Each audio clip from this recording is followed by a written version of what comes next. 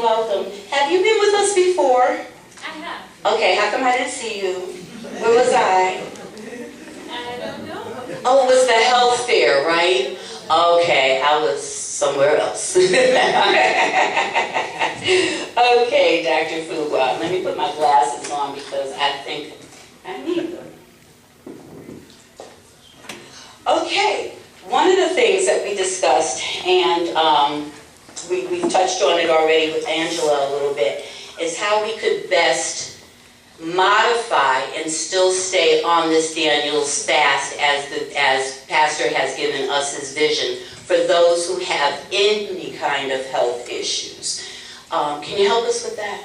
Sure. Actually, when looking at the book, I see your pastor has modified it well by adding legumes in. So you're getting more protein by adding the legumes in. Mm-hmm. You could, is that better? Yes, I guess I have short. Thank you. And again, as Angela said, it can be on an individual basis. In terms of things that I would be worried about are probably above all would be blood sugar. So for anybody with a blood sugar issue, you have to be very careful about how you're monitoring. And I do think that it is best under the care of your doctor that you're kind of bringing in your information and doing this, with their help.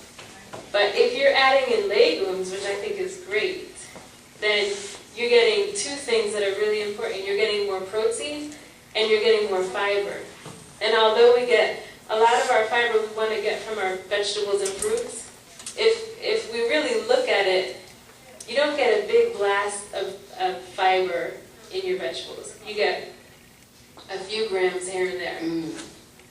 For anybody with diabetes or with hypertension, I recommend at least 30 grams of fiber in a day. So, now with all that fiber, for me personally, I have to make sure that I'm watering the plant constantly. Right. Because it's just, the body changes. Can you speak to how the body changes when you're fasting? Some people may have noticed when they started fasting that you can not feel good for a couple of days. And that is because when you're partaking in a fast, you're stopping several things. You're not having refined sugar, you're not having caffeine, and your body really does go through a withdrawal and a detox. So at the beginning of any detox, people generally don't feel that great. But I would say by day 3, then your energy level picks back up. You're less irritable. So the things, if any coffee drinker knows, if you stop drinking coffee, you can be irritable.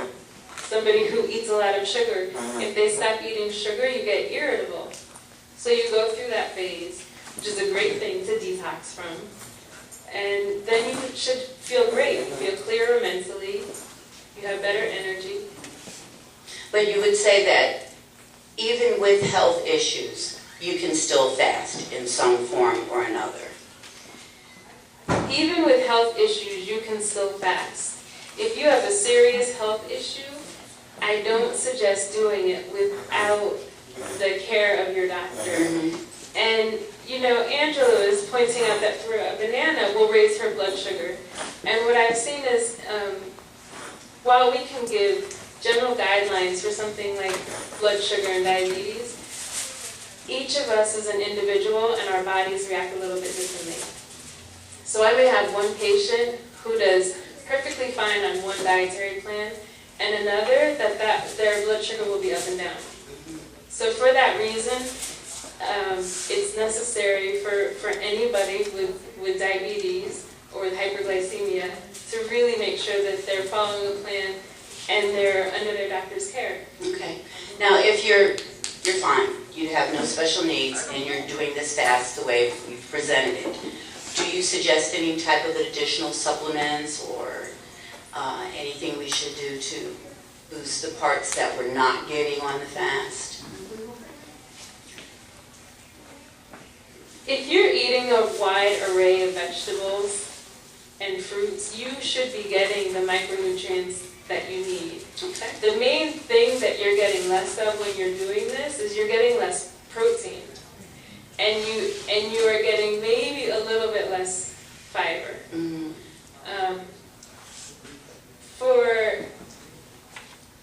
Now, of course, there's great benefit to fasting that is spiritual and not nutrition based. So, I'm not discounting that in the least.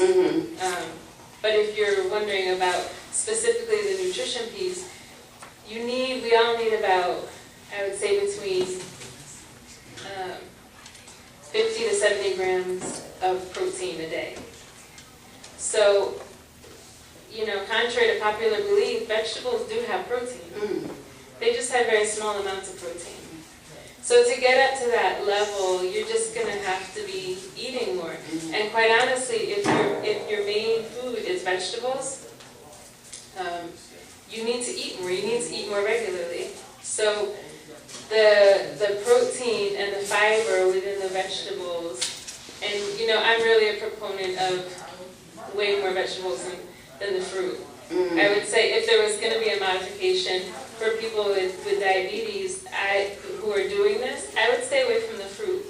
I would do the legumes and the vegetables. And if you are going to do fruit, I would not do tropical fruit. So something like pineapple is just going to have too much sugar. So my basket is just... Well, did we keep the receipt? It looks pretty, doesn't it? It does. And that's why I was so full. I'll take the pineapple. But you think, so there's a lot more to eating help me out, nutritionally, than just picking up a piece of fruit or buying a vegetable. You really have to know what you're getting ready to sink your teeth in. You do. And so for me, for a long time, it was just about, I'm just eating fruit because I like fruit. And, well, of course, that's what happens. People enjoy fruit for the most part. And so when we say eat more fruits and vegetables, people take that to mean eat fruit. And, as I often say, vegetables just seem to fall off our plates. When we're outside of this Lenten season, when people are not doing this fast, it's so easy, if we're all honest, it's easy for us to even get through a whole day with no vegetables, unless you pay attention to it. So if you approach your day, which is what I advise for myself and for other people, if you always approach your day with what vegetables can I eat, what vegetables can I get at this meal, we have a chance of getting in the amount that we need, but it's easy, meat doesn't seem to fall off people's plate, bread doesn't seem to fall off the plate, but you can go a whole day and you haven't seen one green thing. So yeah, when you're doing a fast like this, I believe that people should be eating every hour to 2 hours. And when I did do the Daniel fast, when I did it, I didn't add fruit and I didn't add legumes, and I still did okay. Now mind you, I don't have diabetes. I don't have hypertension. I'm relatively healthy, but even when I did just vegetables and just water, I needed to eat literally every hour because it wasn't rich enough in protein or fiber to sustain me. Fiber makes us feel full, as does fat. And I would advise people to make sure you've modified it really well. Your pastor has done a great job of adding in extra virgin olive oil. Nuts are not on it, and I know that was a problem. We had to chat about that, Pastor. She said nuts aren't on it. And nuts are a great healthy food, but they're a funny thing because they seem to trigger something in people that they want to keep eating it the same way. Yes. They might want to keep eating something that's refined. Yeah. And so for some people, nuts don't really work. Okay. But yeah, if you... Somebody from the peanut gallery. Regularly. And so even though you're adding legumes, which, so for example, if you ate a cup of greens, collard greens, you might get maybe 3 grams of protein. But if you had some chickpeas as well, then you boost it up to maybe like 8, 9, 10 grams of